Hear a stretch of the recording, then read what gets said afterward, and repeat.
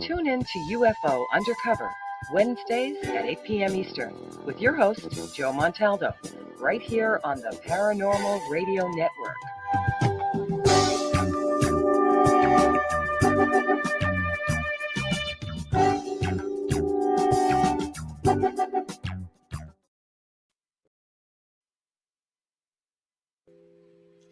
Looking for something new in dark fantasy, humor, space exploration, time travel, alternative history? They're in the L. Ron Hubbard Presents Writers of the Future anthology. Get the 10-volume box set with 159 stories and full-color illustrations, plus 34 articles with writings and art tips. Get the UPR discount, $125 for the entire box set. That's a $60 savings for that beautiful box set. L. Ron Hubbard Presents Writers of the Future. Go to uprntalkradio.com, click on the link, and place your order.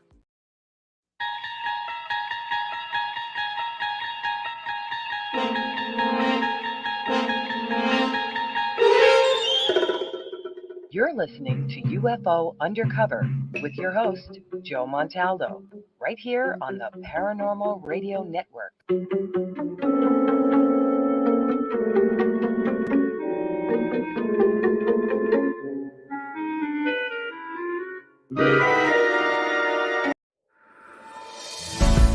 Looking for stories that are fresh and new? Dark fantasy, humor, space exploration, time travel, cyberpunk, alternate history, and more. They're in the L. Ron Hubbard Presents Writers of the Future anthology, from 24 award-winning authors and illustrators, plus art and writing tips and bonus stories. L. Ron Hubbard Presents Writers of the Future. Buy your copy at galaxypress.com, Amazon, or wherever books are sold. I had enough. Well, you drove out there into the middle of nowhere and had some sort of loud verbal display challenging ET in general out in the middle of nowhere? That's what I was doing. I actually had a pistol in my hand at the time. I was really ticked off. When I was having this fit, I was waving the gun in the air, okay, and I had this fit. And at this moment, I said, okay.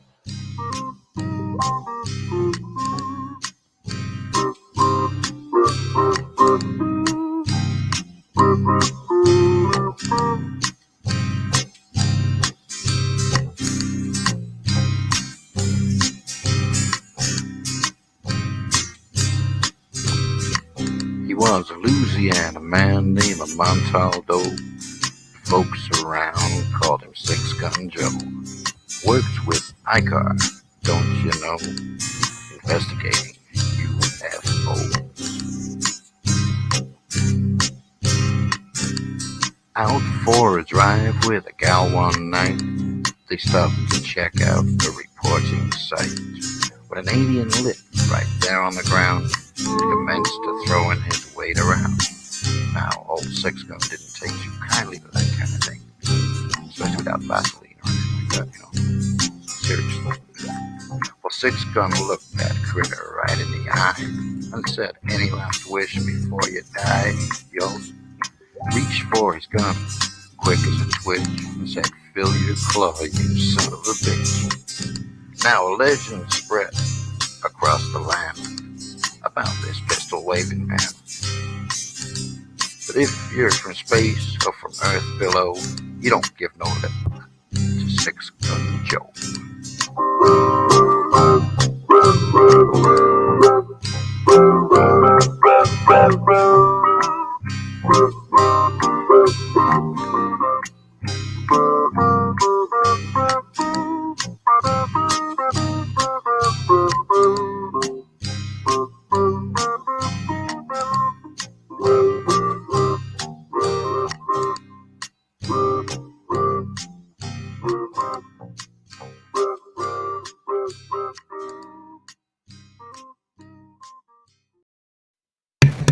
Good evening, everyone, and welcome to UFO Undercover.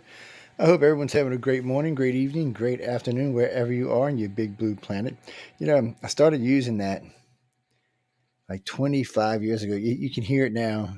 Nobody used it then, but you can hear it all over now. It's so funny how many shows, not just on our network, but on a lot of networks, it's just become a thing. Well, because it's true. I mean, we don't broadcast just to around the corner. Right tonight, I'm in Mississippi. I'm in on the coast, So, I mean, and where I'm at right now is kind of rural, so it would be, a small audience if I was only broadcasting local. But we're broadcasting in New Orleans. We're broadcasting in 400 American cities. This show right here, as far as I know, goes out to every country in the world. So as far as I know, there's no shows it doesn't go out, no countries it doesn't go out to.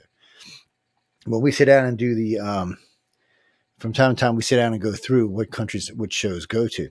Most of the shows go between 120 and 160 countries. There are a few shows that reach 180, but this one, we have listeners in North Korea for this show.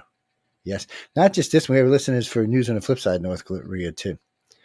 Well, if you want to know the truth, it's 15 listeners. I don't want to get anybody in trouble, man. Somebody else might be listening. I don't want to get anybody. It started out with like one. It's true, Frankie Bears. It started out with, I know you heard me talking about this. It started out with like one. And as of the 15, you may even be up to 17, but still. Now, places like Venezuela, we have a pretty decent sized audience in Venezuela, Argentina, China, Russia. It's funny. Our audience, Russia had been number one for a while on our list. They're dropped down to like fourth now, but still, they're still holding a big place. Well, because we offer a lot more than just regular news. So if you're a Russian and you want to hear our version of what we think is going on in the world, you can come here and listen. But we do a lot of other stuff besides just the news, and we do politics. We do how do you put your life back together. We do the alien and sticking. No, idiot. Anyway, we do aliens. We do demons. We do all sorts of stuff. So it's a little bit different. We have a lot of stuff to offer, and you can get out there and listen to us on a lot of different ways these days. Really, I don't know of any. As far as I know, we're on every podcast. Even all the big ones, and lots of small ones.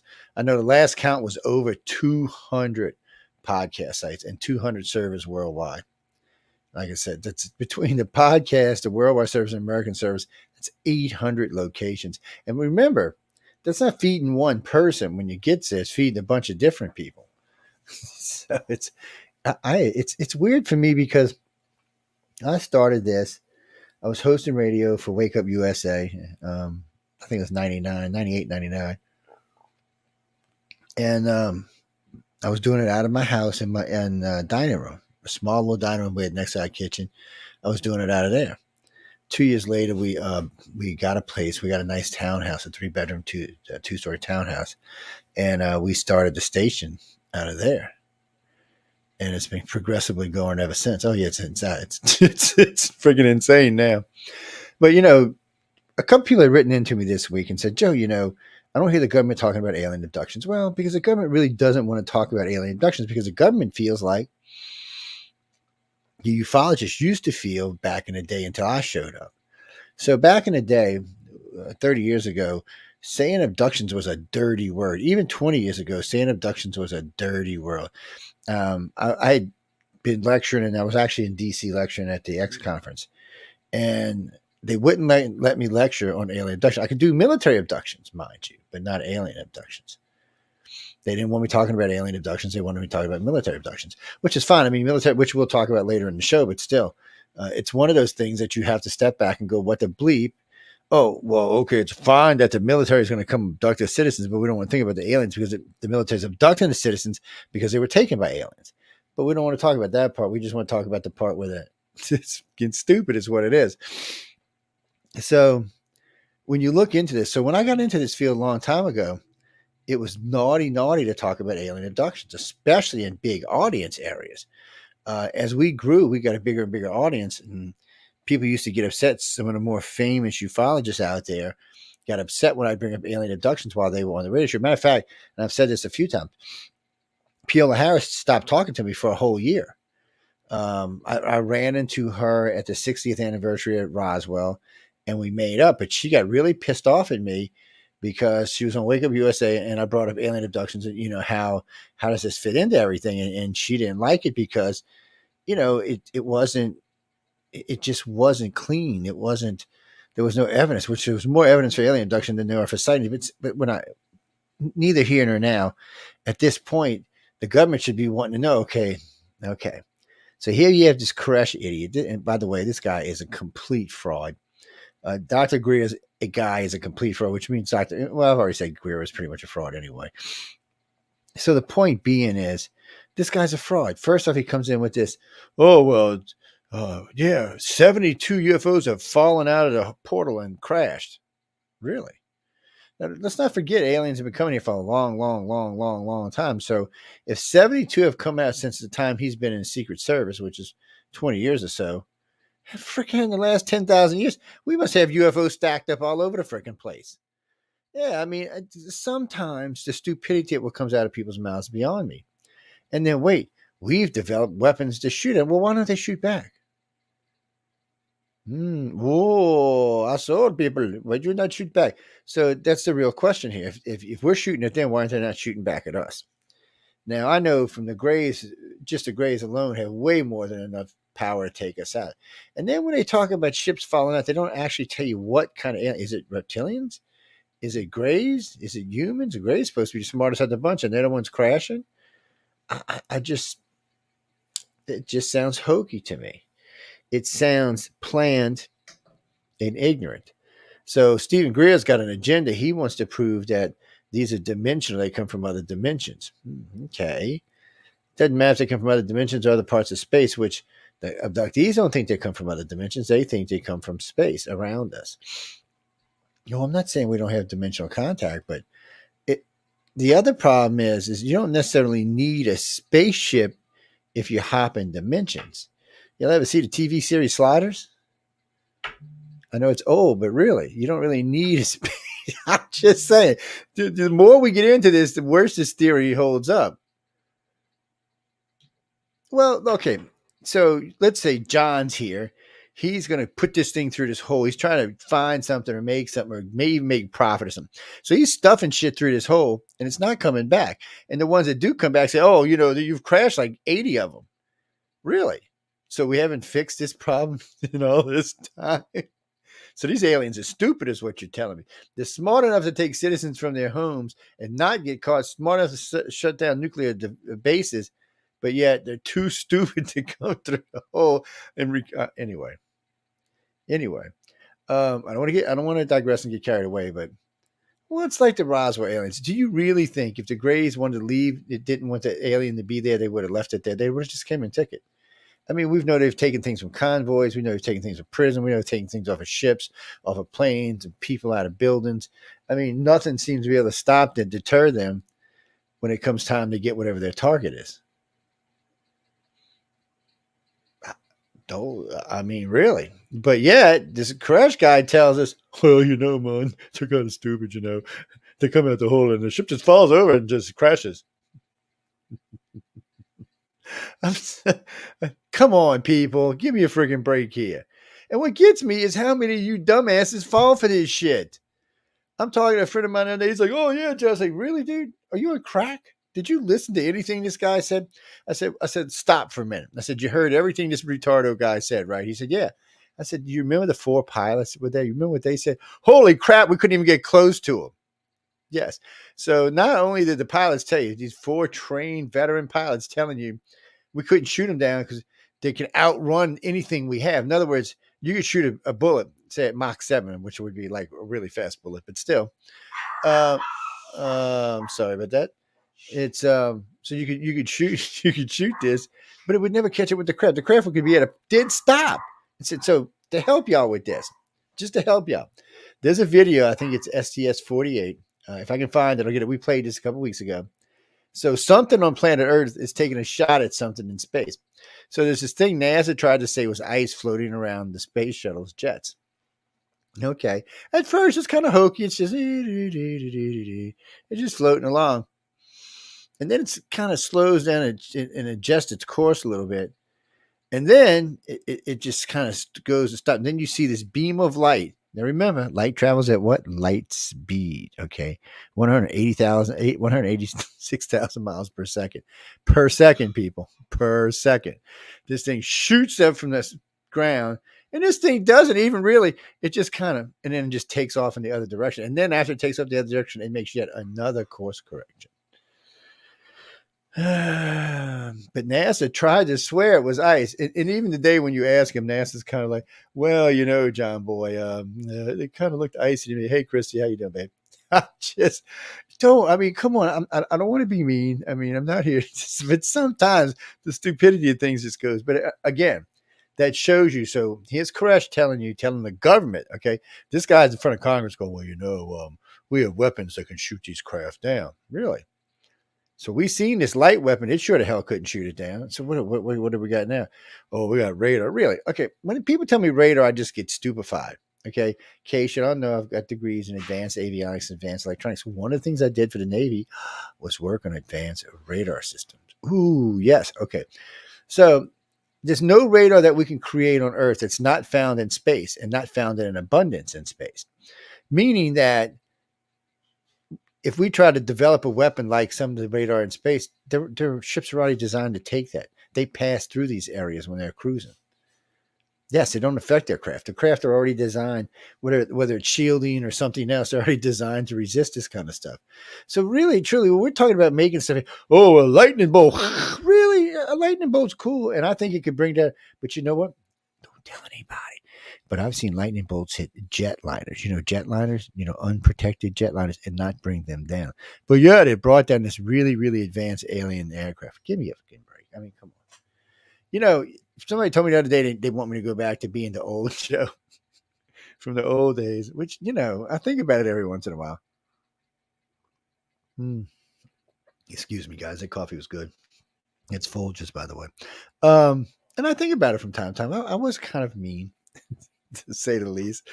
But the point is, I shouldn't have to be that way. When we look at these witnesses that have been going in front of Congress, with the exception of these pilots, these are setups. Oh, I don't know if Greer's getting paid or not. I have heard many, many people say Greer's his time and all is being funded by the government. I don't know.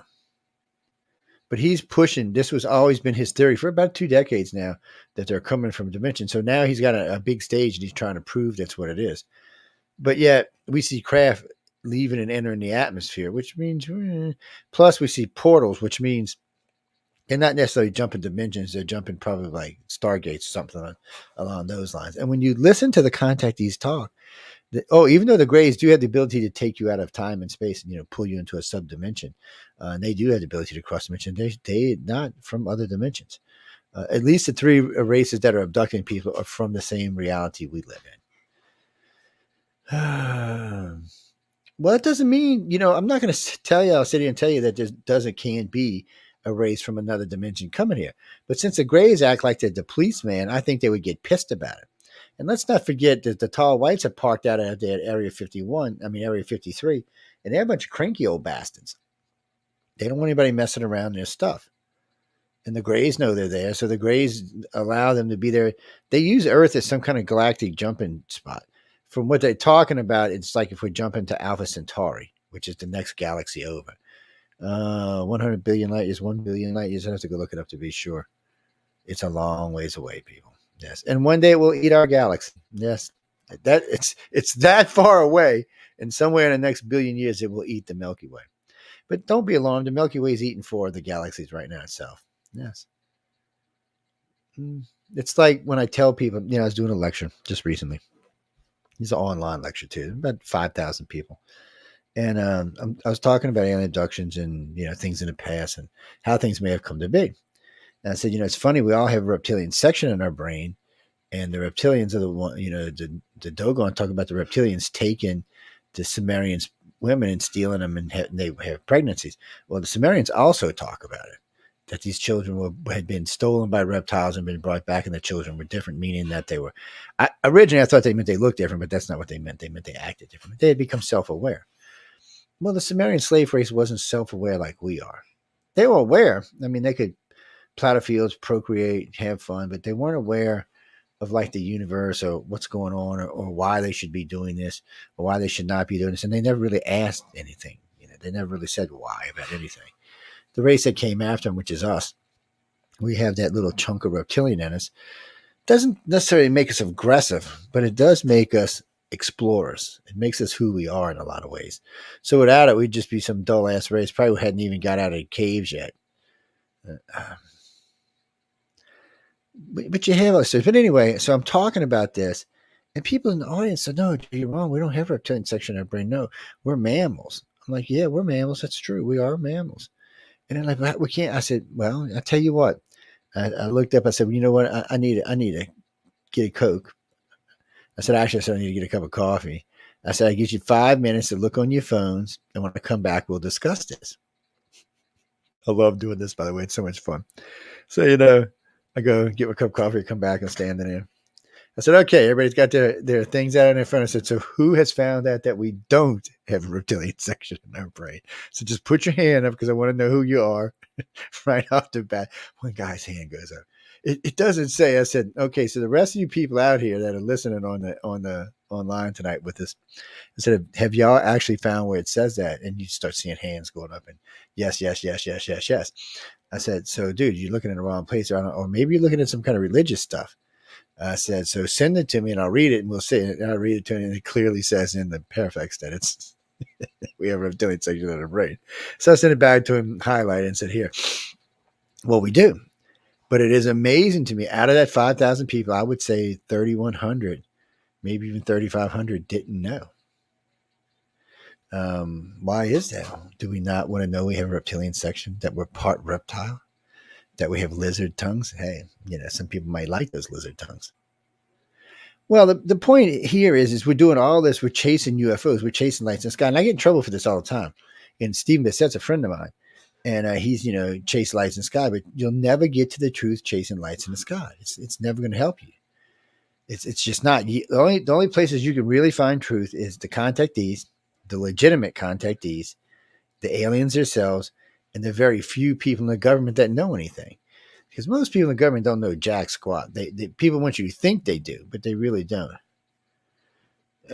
Jay Nichols may be joining us tonight. He's having computer issues.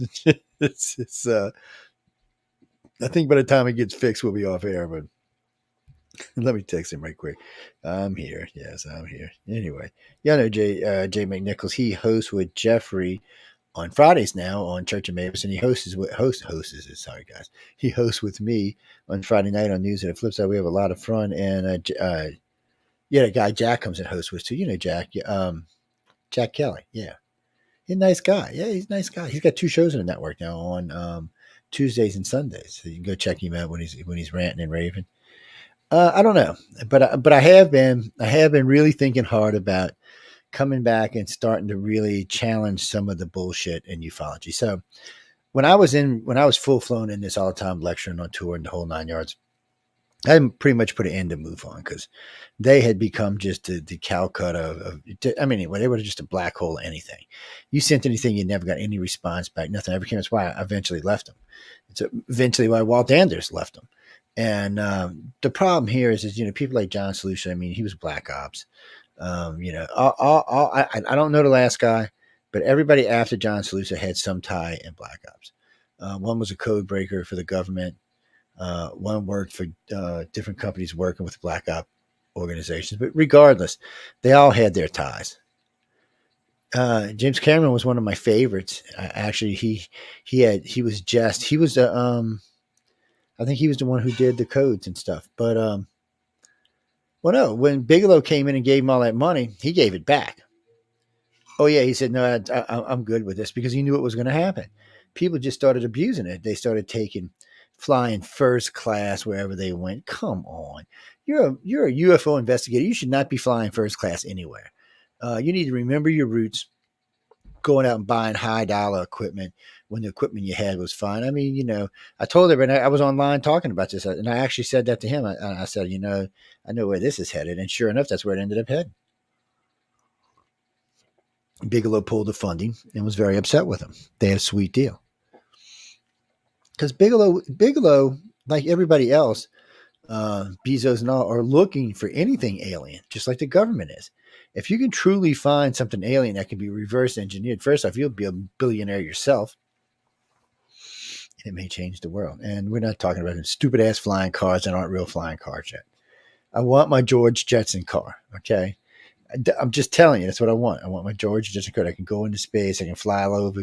It's indestructible. I've seen that what that car can go through. That thing is indestructible. Just saying. But anyway, so we have all these people out here right now that are taking advantage of the government wanting to get some information. And remember, parts of like the Pentagon and them have places where they've got information stored in different. But so I learned very early on, and this is thanks to John Greenwald Jr. Actually, when I was in this field, I was he does a lot of FOIA stuff. He's not the only one, but he does a lot of FOIA stuff. But reading a lot of his stuff and the way it was redacted made me realize that only certain people get. So if you're in an office of 50, maybe 3 of y'all will know anything about this, and each one will have a different piece. So it's not like they have large amounts, and even the big guys don't have the whole picture or even a quarter of the picture because it makes you dangerous. So at that point, so I don't know if anybody in a real government really has complete pictures. They want to think they do, but obviously they don't. Judging by their actions and the way they do things and the way they look at extraterrestrials, they don't. Well, Kim, you're right. Today's a lot of extraterrestrials could be drones, but that don't explain the stuff in the 90s or in the 80s or in the 70s, 60s, 50s. But this is one of my favorite things when I give a lecture. People ask me all the time, where should I start? Where should I start in my research? Really? You know where you should start in your research? In the past. As far back in the past as you can go. So you can find UFOs at least 6,000 years back. If you want to stretch it and date some stuff that you know is older than 6,000 years, like some of the Egyptian stuff, you can find UFOs back about 12,500 years. Supposedly the end of the last ice age and the start of civilization on its second wave. Yeah, remember, humans lived before the ice age. I know, it's confusing sometimes. And it seems like because there were sunken cities we found off the coast of India, which date back 15,000 years, that we were more advanced and more civilized than we realized. Well, because we got stuck in the 6,000 year thing. The Christians, well, not just the Christians, but a lot of religions say the world was created 6,000 years ago. Well, we know that's not true. We know it's much older than that. Now we're realizing that civilization is actually much older than that. Well, religion hinders us in a lot of ways. In ways it helps. I mean, it helps to bring morality to societies, but because they want to lie about a lot of things, because they need to keep their story complete, it also harms us. I mean, society is much older than 6,000 years, and we need to realize that. Because knowing that makes a difference. Knowing that the Sphinx is not 5,000 years old and it's more like 15,000 years old makes a difference. That means it was a very advanced civilization living in the Nile Delta 15,000 years ago. And for how long were they there? See, they weren't affected by the Ice Age. That was like the golden age for them. But what were they? Who were they? It's like the Toltecs. Nobody knows who the hell they are. We just knew they were really advanced, but we don't know why or how come. We don't know who they are. How we don't even know what their writing is. So we see these advancements on our world, and then we have to stop and wonder, okay, who were they? It's like the burning of the Library of Alexander. Just think about what was in there that no one's ever going to see. Cures for things. I mean, that's where the guy who stored the stuff, the guy who really discovered electricity, that's where it was in the Alexandria Library. And remember, in the Egyptian temples, the Egyptian temples and some of the pyramids, they had these tube-like things that were about yay long, and they were narrow on one end. They looked like just a long light bulb with something on the end, and they always had these eels inside of them, like shocking, making electricity. That's just the person who didn't understand what it was the way he seen it, but they were some type of electric bulb. We're talking 5,000 years ago. What the hell? That's what I'm saying. We've lost technologies that will be another 10,000 years trying to find out what the hell they were. That's what war does for you. It's what war and religion does for you. I had read this a while ago. This is about 10 years ago. I had read a study on this. So if you take out religion, we would be about 1,500 years more advanced than we are today. If you take out war and leave religion, we'd be about 2,000 years more advanced. If you take out both of them, we would be almost 4,000 years more advanced than we are today. 4,000 years. I can't even imagine. I can't even imagine 200 years, much less 4,000. A peaceful society that is working on getting rid of all its problems. I don't know if there would be any left. Well, I'm sure we'd find other things, but when the world got peaceful, when the world started calming down, we started finding more and more cures for cancer, more and more ways to treat cancer. Now it's getting back again, so you might see. But I did read the other day about a cure. It's a way that they turn off. They just turn it off. They turn the switch off in the cancer. Yeah, it just turns itself off and it dies. It's great. I mean, there's no chemo, it's no invasive. Is it alien technology? No, it's probably our technology. I mean, nobody would tell us anyway.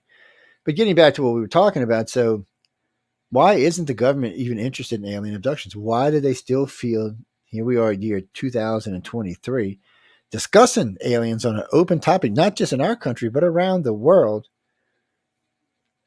But we don't want to talk about alien abductees. I can understand in some quarters because some alien abductees are crazy when they talk. Whether it's true or not doesn't matter. It's the way it sounds. And I've tried to get this across to people who work in the abduction field. If you're presenting people who know all this information, have all of this stuff, but it just sounds unbelievable or just crazy because there's too many other things linking to it, no one's going to believe it. It doesn't matter if it's true or not. No one's going to believe it. You can't present it that way. And you're going to have to present it in a matter-of-fact way. That's one of the things that people give me trouble about when I do lectures because I present everything in a matter-of-fact way. They say, well, you don't know. I said, no, I know what I'm talking about. But still, I know exactly what I'm talking about. But because I'm not going to get up and argue with people about topics I can't, number one, I can't win, and number two, I don't know anything about it. I like to debate, but I mean, you come to a point where, come on, well, I'm going to debate about the color of air. Really? Well, it looks kind of clear here. I'm not sure where it is where you live, but maybe somebody threw a yellow smoke ball out there and it's yellow. I have no idea, but some things are just stupid. And in this case, a lot of the information crossing through the Congress is stupid, and it's just to the point where, when we look at this stuff, it looks like disinformation. It really, truly looks like disinformation. Deliberately defrauding the Congress, which last I heard is a crime. Well, but it also gives the Congress an out in 10 years or 5 years. Let's say something goes crazy or they find something else out or they can prove something else. Then the Congress can say, oh, boy, these people were kind of, and it gives them an out. The alien abduction stuff, they can't, because once they get into it, they're going to find out stuff that's going to flip them out. Doesn't matter. I can tell you now, if the ones that run the skiff room, if you were to sit in there with that group of senators, House representatives, and people from the Pentagon, and talk about a real contactee that really knows, what it is, and how to say it, and how to prove it, it's going to flip them out totally. They're just going to flip out. And some of them might be triggered because some of them may be abductees or contactees. See, and that's the other risk when you start talking about this in a general public way. Remember, 98% of everybody who's been taken doesn't remember. They don't even sense it. It's not like abductees who have started sensing it or contactees who know it. These people don't know it. They just, as far as they're concerned, it was a dream. Could have been a good or bad dream or whatever dream. But it's not something they register in life. So, enough that's coming out could trigger some of these people. And then you'd have people really, because abductees flip out, but at least abductees have a push, meaning somewhere along the line, they showed the aliens enough reason for them to allow them to start remembering stuff. Because remember, the aliens don't have to let you remember anything. Our government's almost gotten to that point now, but the aliens don't have to let you remember anything. So when you do, say thank you because it's a gift. It's not because your brain is so strong you overwhelmed the extraterrestrials. Yes, you did, God dang it. No, that's not what happened. What happened is they saw something, you did something while you were there, that trip or something that let them see that you're interested. And that's why we learned that trigger memories or cover memories were trigger memories and not cover memories. So real quick, because people ask me to talk about this all the time, a cover memory in the old days was, I saw like a deer standing in the road. It was just very quietness. And there was this big 16-point mark just standing there like, hey, what you doing? Or a big 4-foot owl or something on your window, or just other weird things, or seeing a UFO. a spaceship of some sort. So we always thought that these were cover memories. They were using these to cover memories up and hide things that may have just happened to you, but it's not what it was. Because once I realized that they didn't have to leave any memory, they could just wipe it out, I had to stop and think, well, what are these memories for? These were waking memories. These were memories left behind for you to go, oh shit, what just happened? Really? What just happened? Oh my God, did something just happen to me? Was I just taken? What? And then your brain starts working. And as it works, it starts to remember more and more and more and more. And if you don't flip out totally, they will usually, next time you get taken, they'll even usually let you remember more. Remember, they're disclosing to everybody they can. They don't need to disclose to Joe Schmo out there because it doesn't make a difference. They're cannon fodder. But the abductees and contactees are not. How many ever there are, which is a big argument in today's group. How many exactly? Oh, Jack, it's a hard number is all I can tell you. If you do the 10 to 15%, which is what most abduction research figures are being taken, 10 to 15%, that's like 1.6 billion people. Yes, it's a lot. And when you say it that way, you're like, holy crap. Well, first off, they're not all being taken at the same time. Some of them not even in the program anymore because they're not useful anymore. And you don't know at what points in their lives they're being taken, not being taken, what's going on, but a lot of them being taken at the same time. And you do see lots of proof of mass abductions, places like Pensacola, Florida, places in California, places in Washington State. There's a few places on the East Coast too. Well, because I don't make them public because to me that it's still considered abduction criteria. The only one I've ever personally made public is Golf Breeze, and that's because it was already public. Mm-hmm.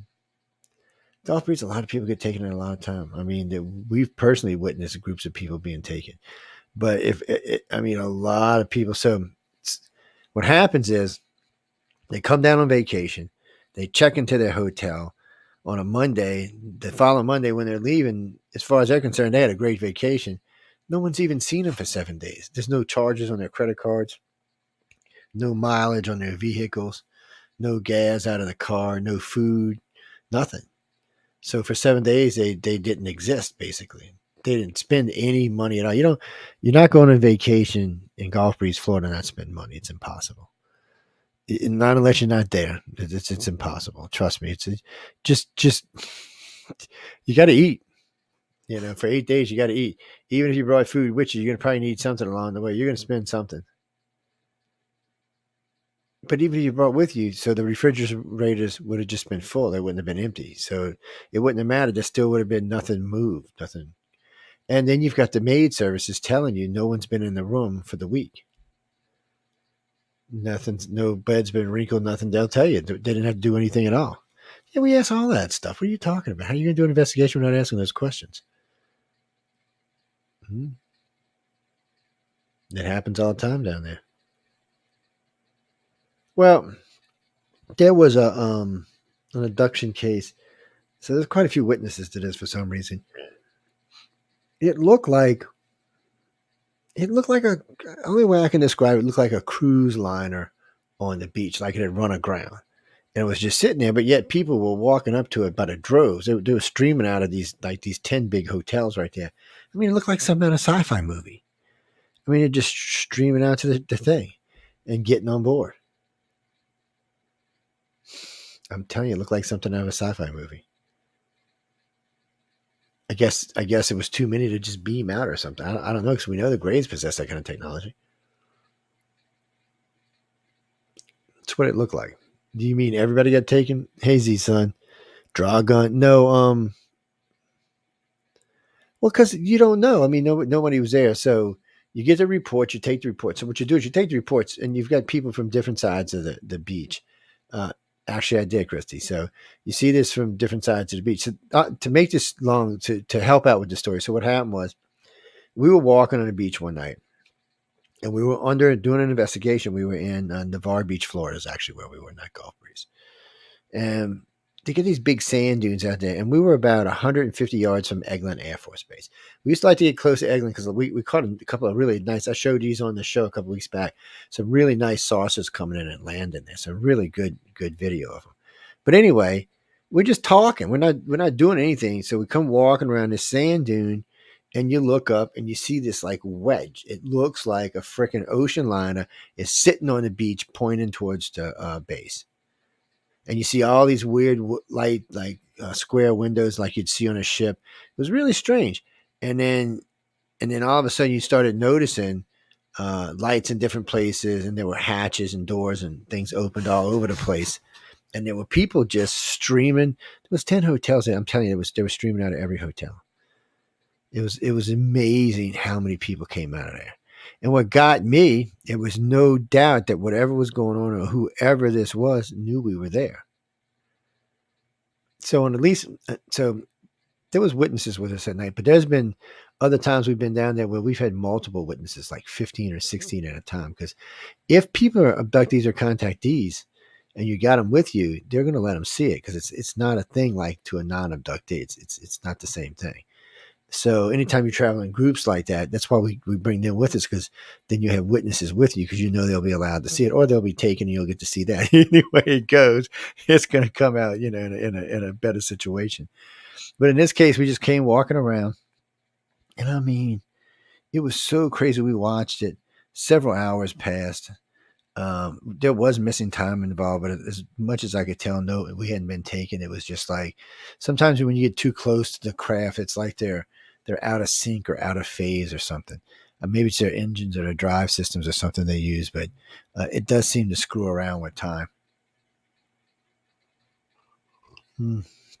It was big. I would say the size of it, like an ocean liner. It was big. It only looked like that in the front. When you started looking down the sides and all, it looked completely different. But right there, it looked like that. It did. It was freaky, scary, kind of strange. Could I swear it was aliens? Actually, no, I couldn't, because I didn't actually see an alien that night. So I remember seeing people looking out of the windows on the top of the tower, whatever that was, down at us. But I couldn't tell you what they were. No, because they were pointing. You could see them pretty clear, but I couldn't tell you that they were aliens. I wish I could, but I couldn't. But whatever this was too big to be ours. I mean, no. A lot of ocean liners are bigger than our aircraft carriers are. Oh yeah. Whatever this was pretty big. It's probably about the size of 2 or 3 aircraft carriers. It was big. And it was just sitting on the beach. I would imagine it used some kind of field just to mess with everybody in the area. Maybe a stasis field or something. I don't know. Whatever it wasn't phasing us. I mean, and we just came walking up on it.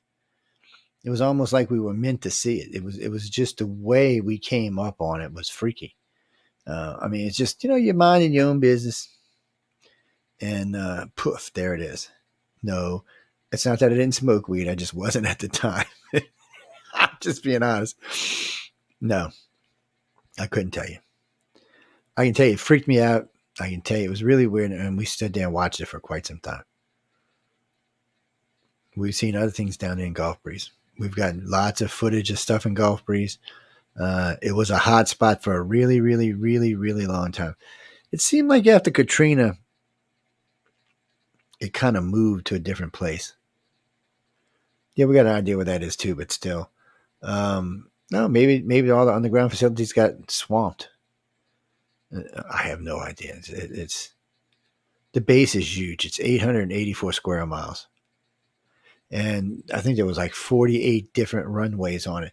Where we used to go was Navarre, right where Eglin Air Force Base. So Eglin touched Navarre Beach, Florida, and Destin, Florida.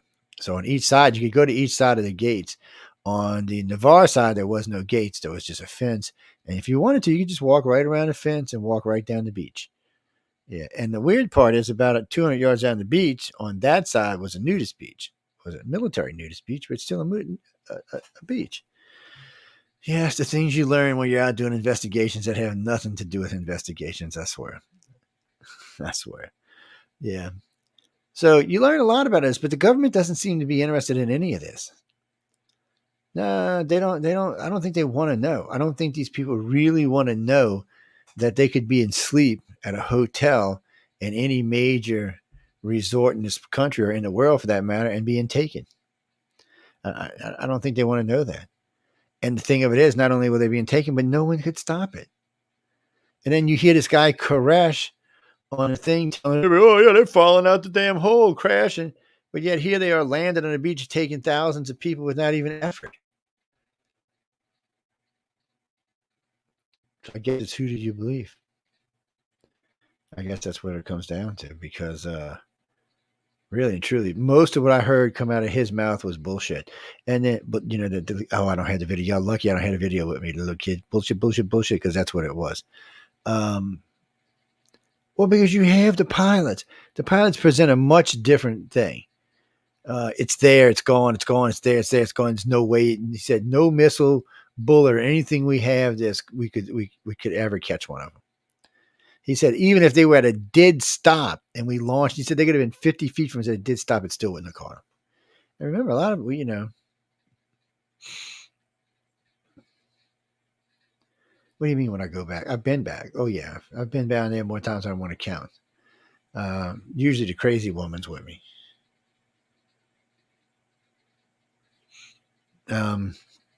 It's weird what the things you can run into in different places. It can be scary how you deal with some stuff. Well, I'm a big guy. I'm 250 pounds. It's not like I'm a little guy. Well trained in the military. It's just it's outside of the norm is what it is. So when you first realize this is going on in your life, you have to start learning how to do it. It's almost like being gay and coming out the closet, because it's just wham. First off, you drop it on everybody like a ton of bricks, and they're just kind of looking at you like, okay, I think they would rather you be gay. It's just a lot to cope with and a lot to deal with. And then if your spouse isn't an abductee or contactee, you have to deal with that. And then you got to look at your kids, who you know damn good and well are being taken, because you're being taken. And you're supposed to just sit there and say, okay, well, my kids are being taken, and not be able to tell your spouse because he or she doesn't think it's real. How do you deal with that? How do you cope with that? How do you protect your children? How do you make them understand what's going on in life when your other half is every time shooting it down? And then here's a government basically doing the same thing. Why don't they want to know? Why? It doesn't have to be public, and all be behind closed doors. You can go right behind those doors and close them and say, hey, this is what's going on, and tell them. I got to be honest with you. I would think about 80% of the people in Congress, both the House and the Senate, that heard this up close, that really from somebody that knew what the hell they were talking about, would flip out. Well, what are they going to do about it? Now they know the truth, but what are they going to do about it? What are they going to go tell the Pentagon to go stop it? Pentagon can't stop it. Russia, China, and America combined can't stop it. That's why we don't try. Why lose people when you know you don't have a chance of stopping it? But yet here is people. And I hear these stories all the time. Oh, yeah, we shot down some Dulce. We shot some down here. We shot down. So, we have shot down so many UFOs now. Again, like I said earlier, there should be like little donut shops made out of UFOs all over the United States. And let's not forget about the rest of the world. Why is this happening everywhere else? I mean, is there literally like 10,000 UFOs just laying around the planet with advanced technologies in them? Do y'all really believe that, people? I mean, I know I have a big audience, and do y'all really, really believe that? Rush Limbaugh wished he was as cute as I am. What the hell are you talking about? Get the hell out of here with that. that ain't got nothing to do with the time. What do you mean, was he abducted? Rush might have been. He might have been. You never know. Janina, and no, yes, if you have green eyes, the chance that you're an abductee goes up like 90%. It doesn't mean you're 100%, but it goes up like 90%. If you've RH negative and green eyes, it's like 98.85% you're one of them. Well, it's probably because wherever this happened was, and I guess if you trace the lineage back of Green Eyes, we know that's in the where in, let's see, Scotland, Ireland, Wales, places like that. And then where's the concentrations of Rh negative the highest is where you got to look next, which O, the concentration of O, both negative and positive, the highest concentrations in South America and Central America. It's like 99%, which bothers me because we know the Spanish conquistadors came over and bred with the local population. So if that wouldn't have happened, it would have been 100%. And so what happened? Did a group of people from one big family move down, came across the land bridge, moved down to the Mesoamerica place and founded it, and they all got O negative. I mean, O blood. It's not negative, it's negative and positive. It's weird. You can go see it. It's on the ICAR website. The maps are posted there. Oh, they're not done by me. These are all done by serious hemological researchers. Yes, these are serious people. Well, I don't have those kind of skills. Actually, the first time I contacted this guy, he told me no, he didn't have anything to do with this, and he didn't want to talk to me, and I could not use his maps. Second time I contacted this guy, he said, please stop contacting me and you cannot use my maps. Third time I contacted him, he said, you keep bothering me, I'm going to get a restraining order on you. Fourth time I contacted him, he said, what the f do you want these for? It's exactly how I said it, and I told him. And then I told him a bunch of other stuff, and he's like, well, this has got some really weird coincidence. And then I went through, said, I'm just trying to find out why these people with this type of blood seem to be having these kind of events and why these mutations happen. He got interested after that, not so much because it was alien, but because it was having a reaction on people. Different groups of people were acting differently. He found it very fascinating. So he started letting me use his stuff. And then he brought two more hemological researchers on board. Probably the largest study of its kind ever done. I don't use his name because he asked me not to. It's on the site, but he asked me not to use it in public. Well, because, he's a pretty famous guy who does this, and I don't think he wants to be associated with, oh my God, it's an alien abductee. I just thanked him for doing it, helping out. That was really nice. He didn't have to, and I really appreciated that he did. Crystal, what do you mean? What is it to be an abductee? Jesus, that's a question and a half, my friend. Really and truly, it's to know exhilaration and fear all in the same breath. Because for a lot of people, this is horrifying. They have these feelings and these dreams, and they can't understand where they're coming from. They don't know why they're scared, and why sometimes when women go see a gynecologist and they tie her in a stirrup, she flips out. Shit. Mike, if I had $1 for every time a woman told me that, I could freaking be retired a decade ago, maybe two. It's one of those things. I mean, it's an experiment that happens. A big red tall guy does it. And the redheaded tall, not the big red guy, but the redheaded guy. It's there's a lot of this stuff that goes on, and there's a lot of other types of experiments that go on, both men and women. I remember. So I met this guy a couple of years ago. He was, for a long time, guys would not come forward with their abduction. So it always looked like it was like 80% women and 20% guys. But now we know it's not really true. It's about 60-40 women versus men. So that was kind of nice to find out. So anyway, I'm talking to this guy, and he's going through the whole thing that happens to him in experiment. So, okay, if you have any children around right now, you might want to send them away. It's a little graphic, and it's not for anyone under the age of like 21 at least. So anyway, this guy, he's describing one of the things that happened. So and this is weird because I've heard this description on something else that had to do with sex with reptilians, but anything, one thing at a time. So he's on the table, and they use these, I don't know how to describe them. They're like these things that grow up out of the floor, and they kind of fit around your body and all. And from what they understand, they're even heated and adjust to the human body temperature. But so anyways, being held there, they put this needle in his penis and gives him an erection. And then they take this tube and they go down in through it and remove not just semen, but other things besides that. He said it was the most painful and pleasurable thing he ever felt in his entire life. And it still freaks him out to even talk about it today. I was like, well, in a way, I was kind of like, I did not need to know that. Sometimes you don't need to know things, but you really do. So later on, um, the when you hear them talking about the reptilian females, they actually have something similar to that they do to guys. So it's just weird when you hear some of the things, because we always heard all these horrible experiments going on women forever. So for a long time it was always this happened to this woman, that happened to that woman, all kind of horrible experiments, all kind of breeding experience, you name it, all kind of other kind of experience, putting things where they shouldn't be, all sorts of stuff. And then all of a sudden you start hearing it from guys. But I did find interesting is both the mental experiments, they do them both men and women. They do them differently, but they do them both on men and women.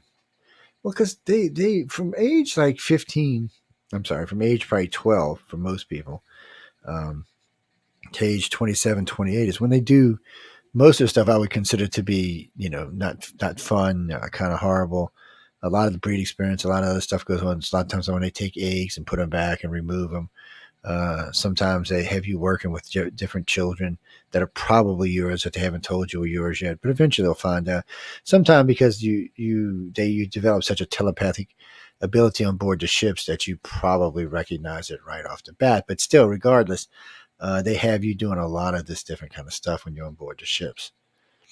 And it's just, and the weird part is all those experiments, and some of them they may remove body parts and put them on while you're watching, because they want to test your physical, your mental abilities.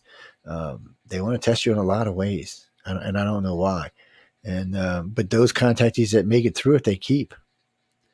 Like I said earlier, you can't make an abduction stop, but they can, and they do a lot.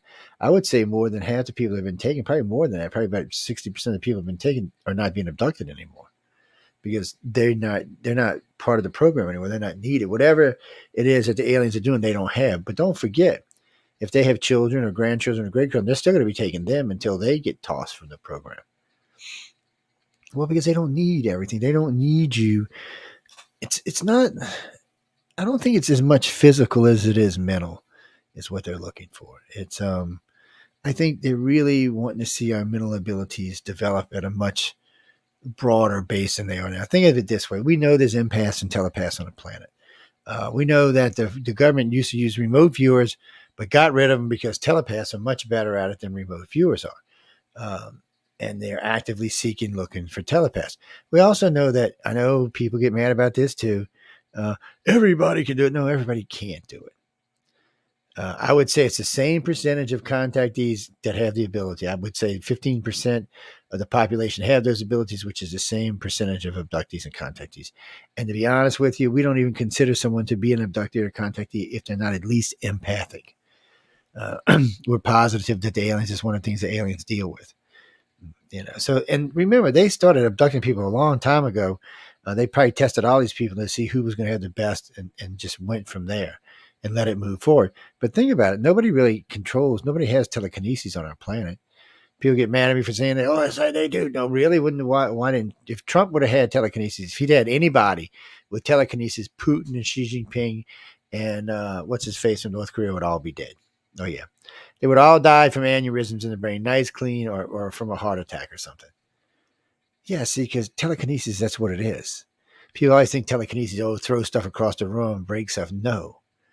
For a military, it is a simple fact that they can reach across a continent, reach into someone's head and squeeze their right artery in their brain closed, and they die. Boof. No need to start a war because it was natural causes. Yeah, and since nobody really has that ability yet. They only had the ability, nobody's been able to collect $1 million off of Randy's by bending a spoon in front of him. We have a lot of gifts. Just telekinesis, thank God, is not one. And as a planet, I do not think we're even ready for telekinesis. Oh, I think we'll eventually evolve it. Oh, no, I think we'll eventually evolve it, but not right now. Have I ever witnessed? I have witnessed what I would consider telekinesis, but it was out of sheer anger and sheer fear, and I think it was just it overwhelmed. person couldn't reproduce it, so, but it was real.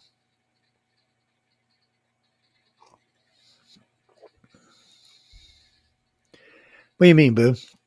What more is there to what people? To contact these, there's always something to learn.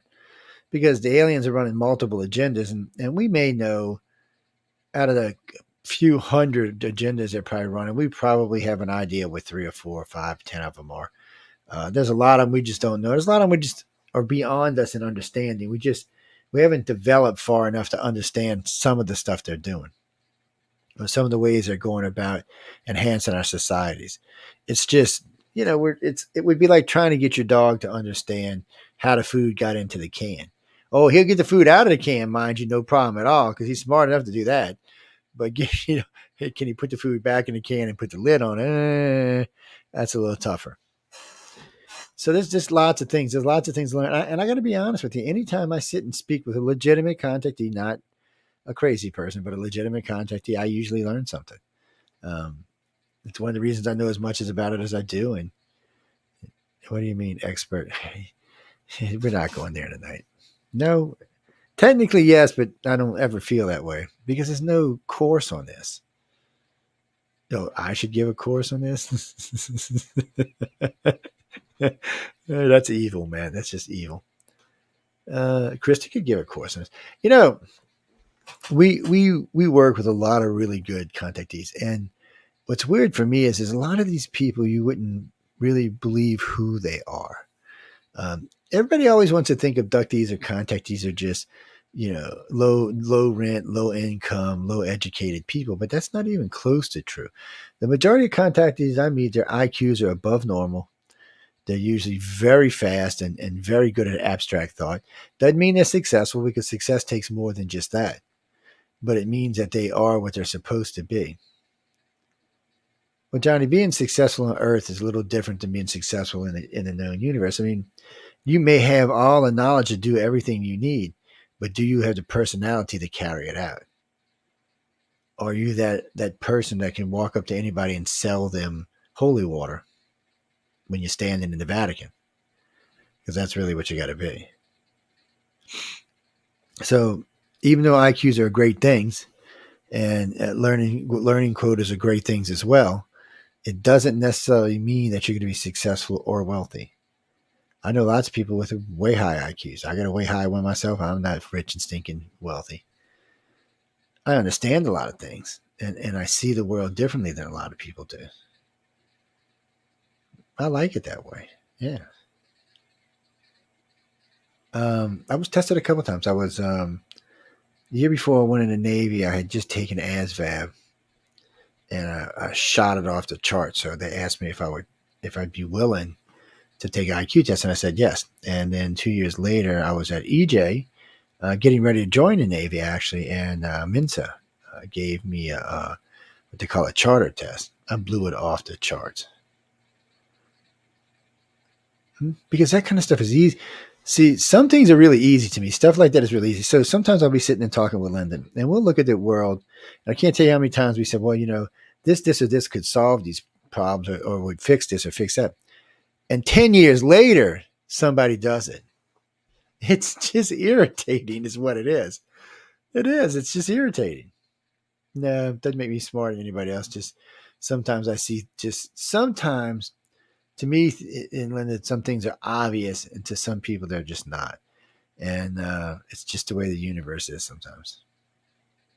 Really, there's a lot of shit to me when I'm looking around the world going, really, you can't really see this? Really, how stupid can you be?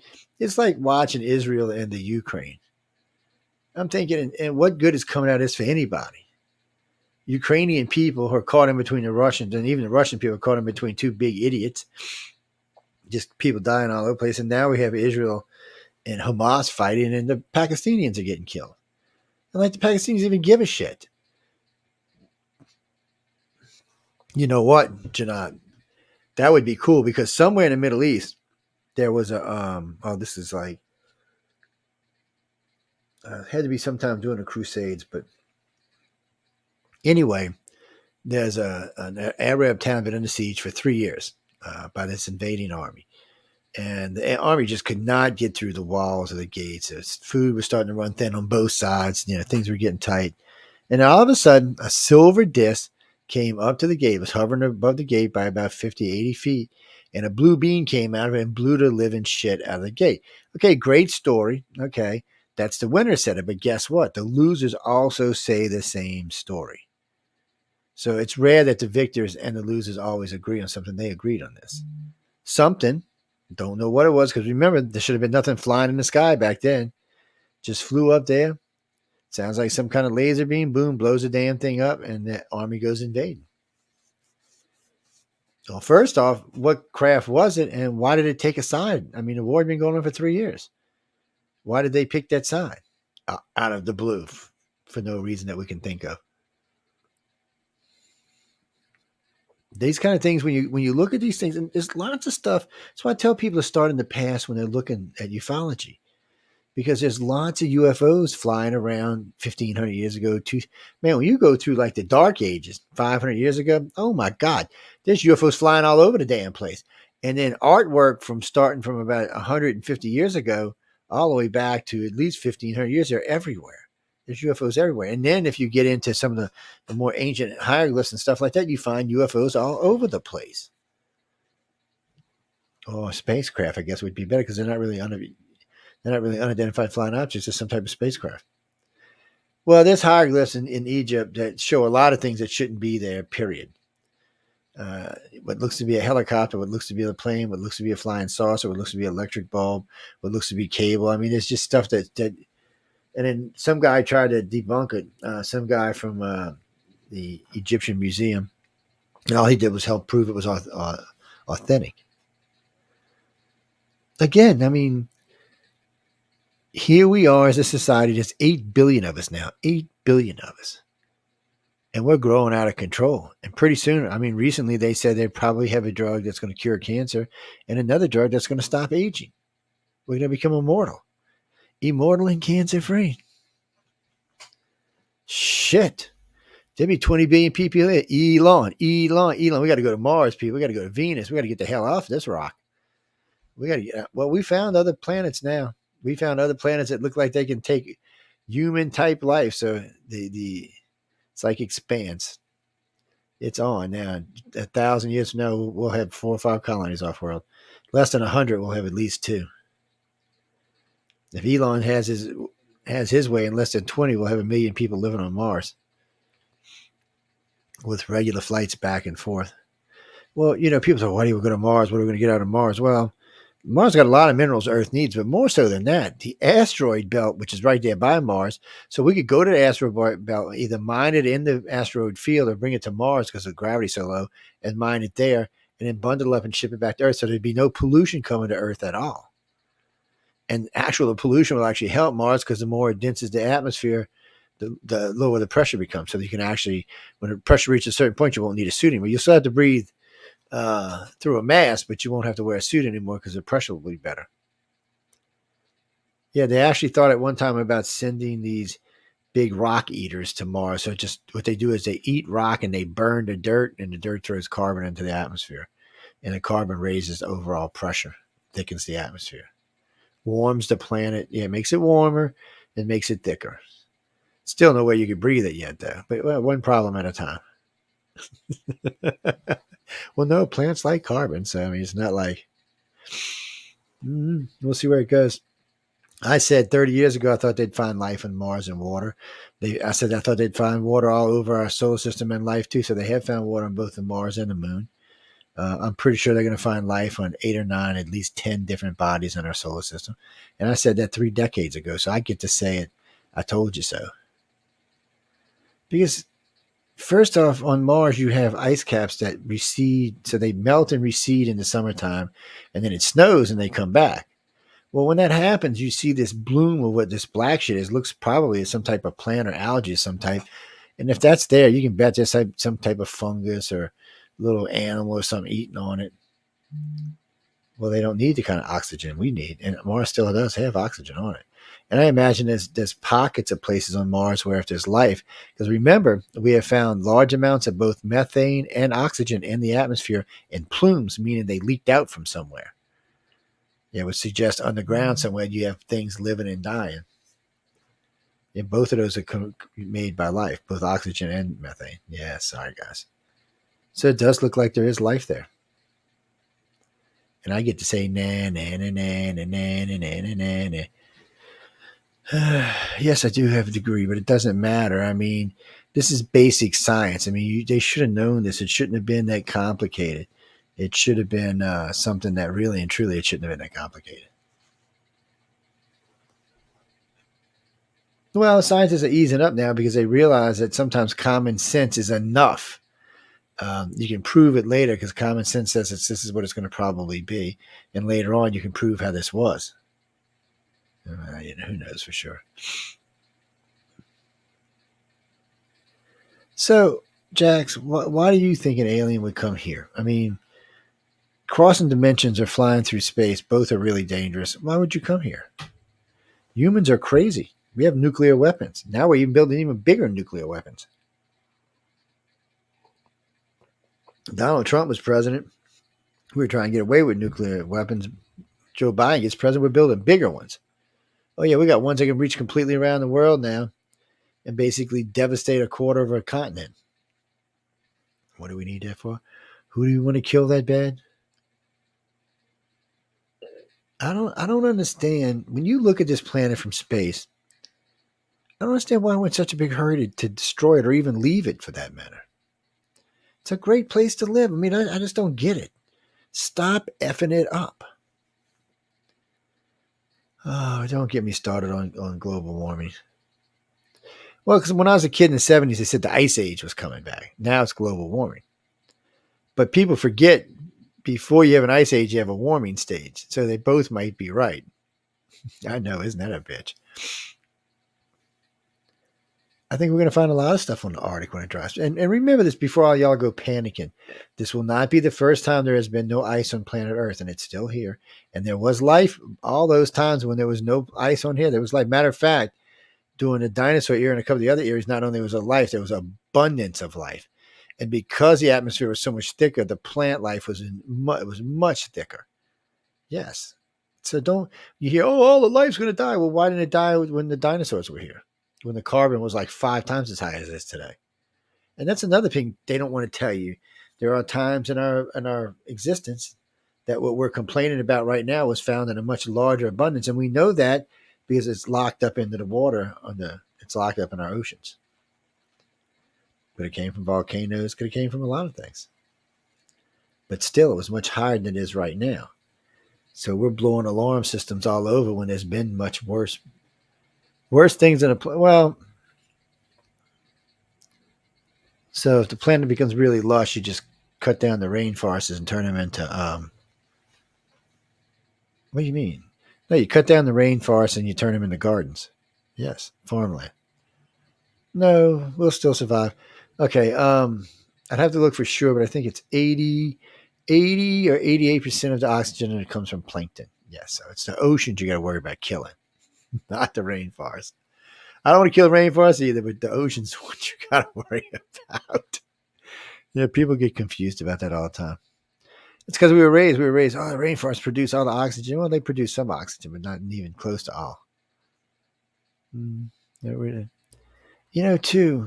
you don't really hear anymore. You did when I first got in the field. You used to hear a lot about South American UFOs over certain places. You don't really hear that anymore. You do still hear about UFOs all over the place down there. Well, no, now you hear more around Mayans and Aztec. What do you got? You got Toltec temples, you got Aztec temples, you got Mayan temples, and you got Incan temples.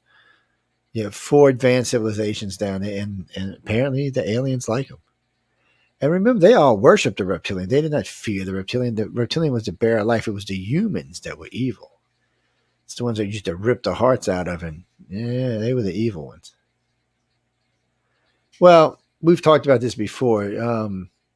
If you look at the ancient history until the time of Christ, reptilians ruled. Everybody liked them. They were better.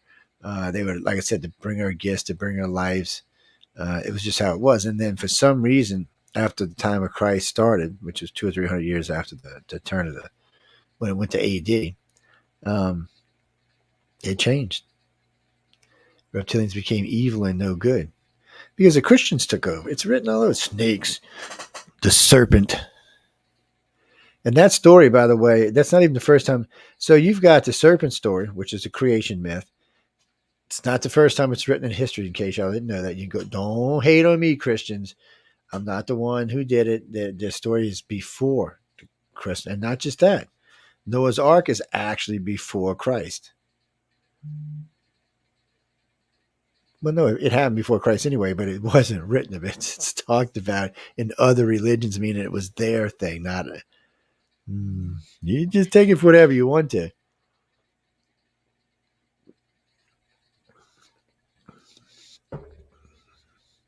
I believe in God. Come here, Fiona. Come here, Lola. Well, that's dog. D-O-G. D-O-G spelled backwards, God. Mm-hmm. Well, we've talked about that. So, a lot of people think, well, the aliens are God coming back. Well, maybe. And maybe God was an advanced extraterrestrial. Or the creator. I'd rather call it the creator. I don't know. I mean, none of us were here. Obviously, though, so 6 days for the creator must be like, each day must be 100 million years.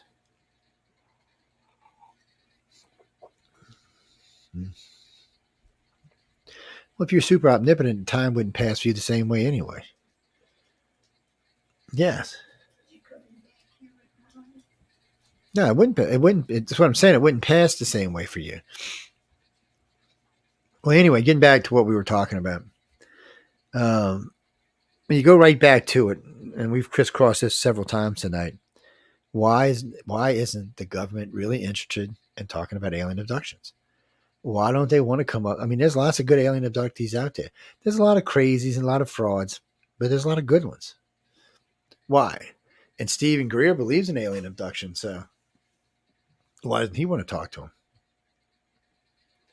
Why didn't anybody want to talk to him?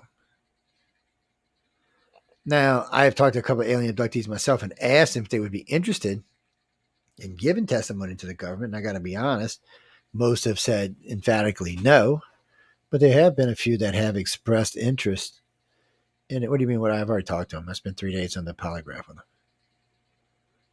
Yeah. I'm not at liberty to talk about it, or I would have already done it. I'm sorry, guys. I would have. Like it was like 28 hours or 26 hours connected to a polygraph the entire time. I told them because of the nature of what we were talking about that I would prefer it was polygraphed, and they went right along with it. But you didn't see your crash guy doing that, did you? Didn't see him submitting for no polygraph, huh? Or even Stephen Greer, for that matter. Well, that's the other thing. If we're going to have these conversations and we're going to make sure somebody up there should be, at least voice stressing him saying, well, dude, I mean, you worked for, I mean, he was a freaking spy. You never trust a spy. Ever. Ever. Never. Ever. Never. Have y'all not watched TV? Lord have mercy, people. You never trust a spy. You never trust anybody who works for espionage ever. No. It's their job to fool you or to make you look like fools. I don't know. And to be honest with you, at this rate, I don't think they're going to find out. I mean, people like me, it's I don't know. Oh, why would they call him? Richard Dolan Richard Dolan wrote about people's books that they wrote. He's not an abduction investigator, and he's not really a UFO investigator. And he's a nice guy. He writes good, but I miss Stephen Bissett. Stephen's great, but but what the government's looking for, he's not really helping him either. The government's looking to find out, are the aliens here? Are there ways to access their technologies? What is their agendas? That's what the government's looking for. These guys don't have that information. Now they're both nice guys. I know both of them. No, I don't have anything against either one. I like them. Stephen actually helped me in the field when I first got into it. Yeah, it's not like that. Stanton might have, but Stanton's gone. Oh, you talking about Kathleen Waldron? I'm not even going. We're just going to leave that alone. Nah, we're going to leave that alone. You know what? Go on the iCar site if you want to know anything about Kathleen Waldron. Yes. Well, I don't think she's an abductee. I don't think her aunt. I don't think Betty was an abductee. I think Barney was. I think Betty was just along for the ride, which happens sometimes. And the thing that happened in the United States was a military abduction. It was not an alien abduction. The alien abduction happened in Canada. Everybody gets mad about it, but the evidence, that's what the evidence says.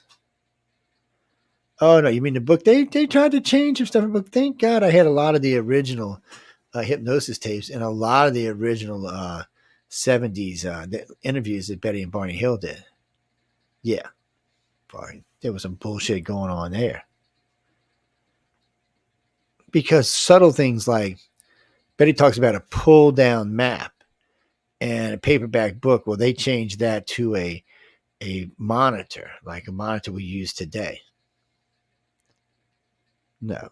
And either way it goes, either one of those is not something you'd find on board an alien craft. No. Especially the grades, everything's integrated into the walls. It's not even there until you think about it. Yeah, it's like it recycles whatever it needs to use. It's seriously advanced, whatever it is. It's nothing like we got anything like that, or the other aliens for that matter.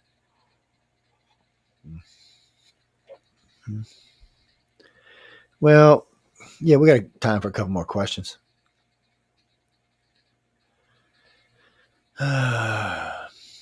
Jeffrey, my friend, you're just freako, aren't you?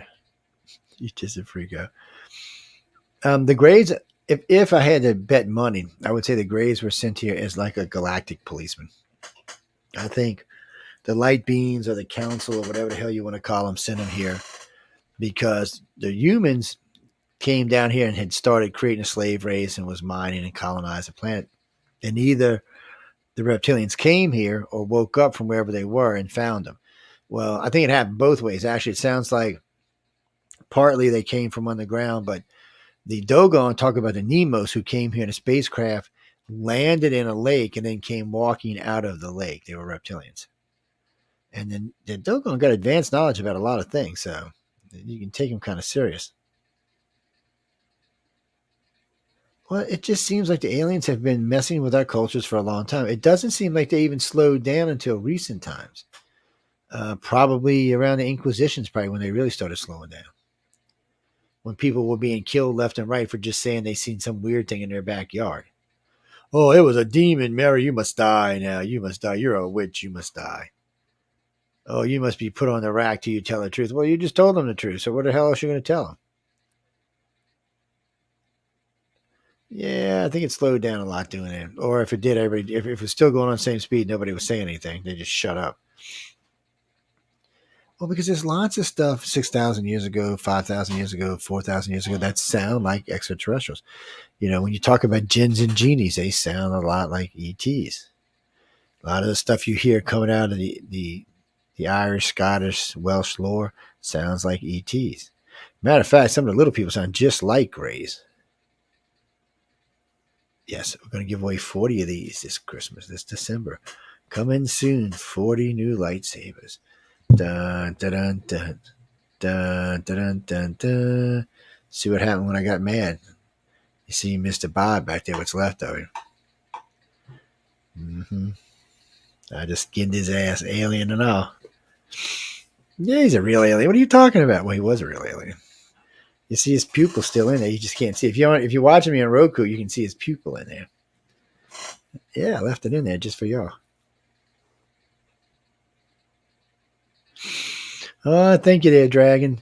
It's a little different for us. For me, it's iCar has around 98,000 cases on file that we consider legitimate contacts. We have a huge following when it comes to nobody has near the alien abductions contacts that we have.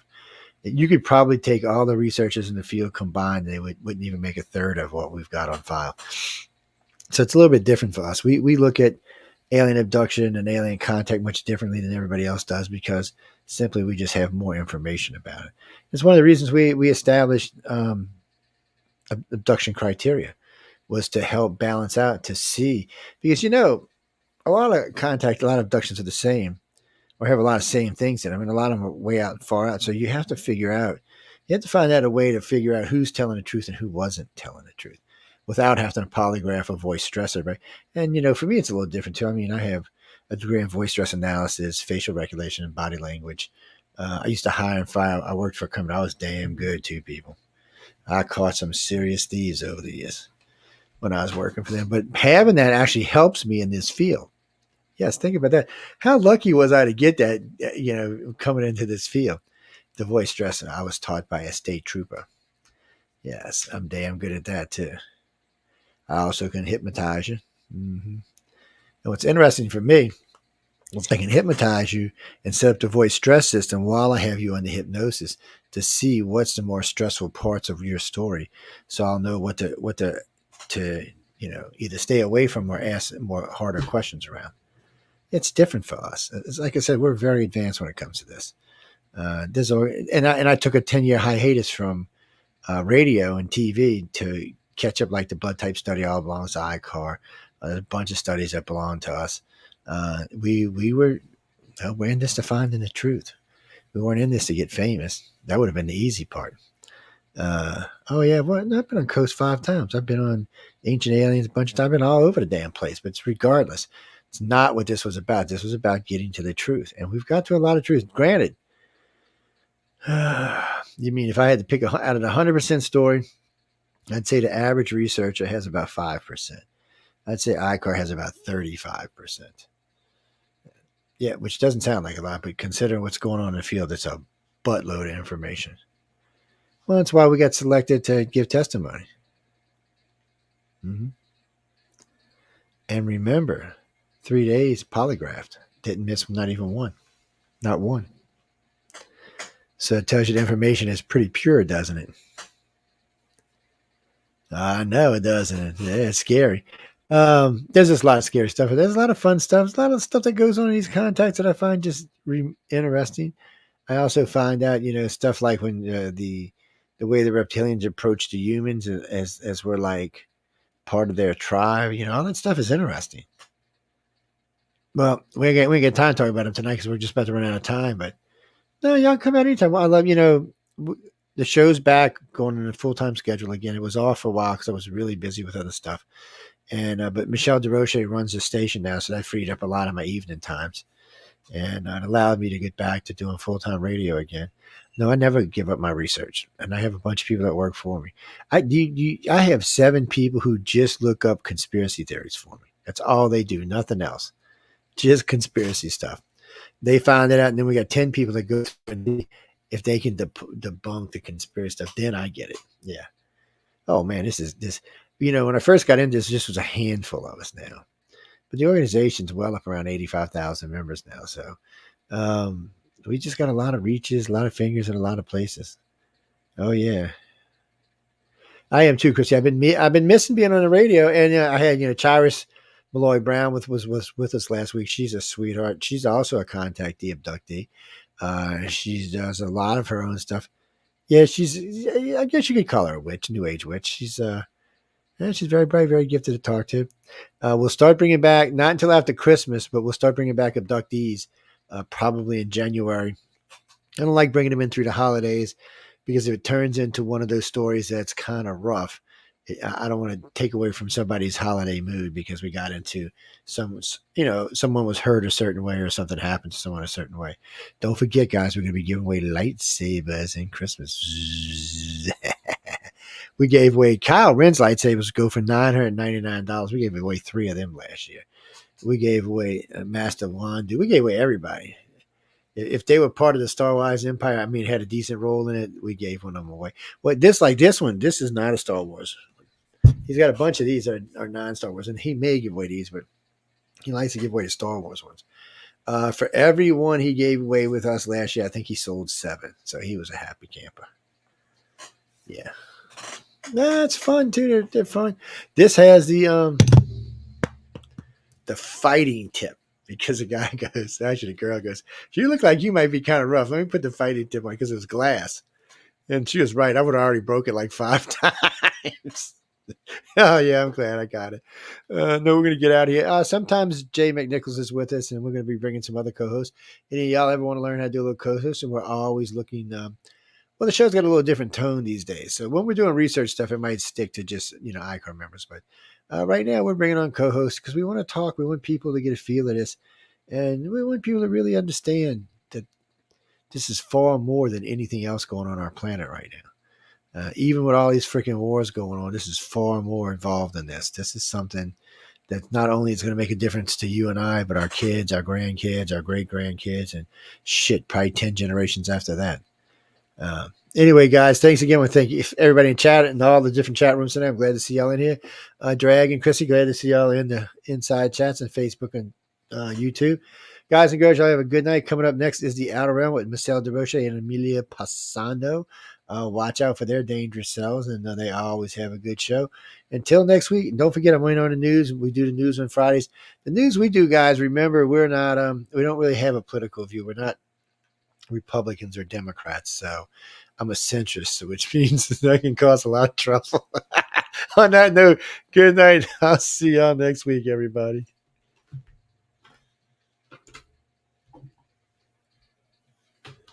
Dun, dun, dun, dun. Okay, I'll behave myself. It's I hate when I get crazy like that.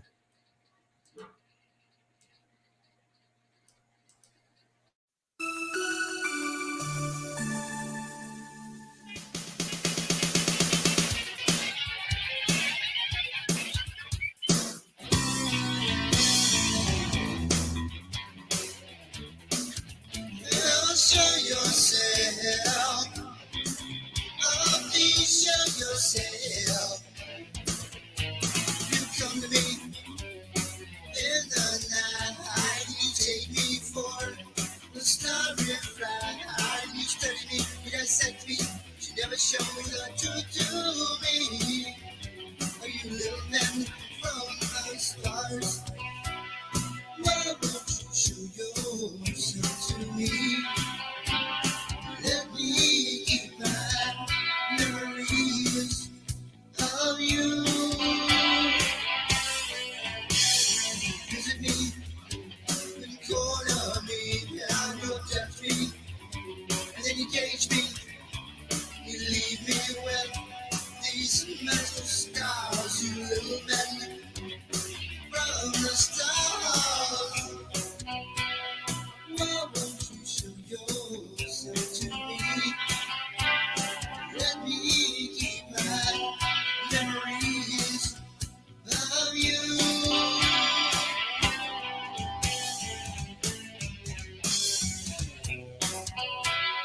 Why won't you show yourself to me? Let me keep my memories of you.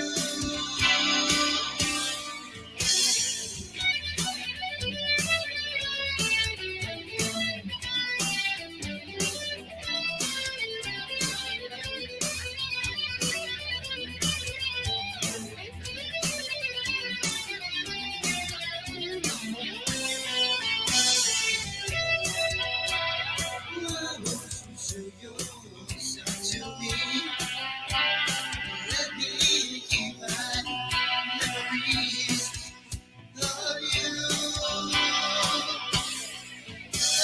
Show yourself.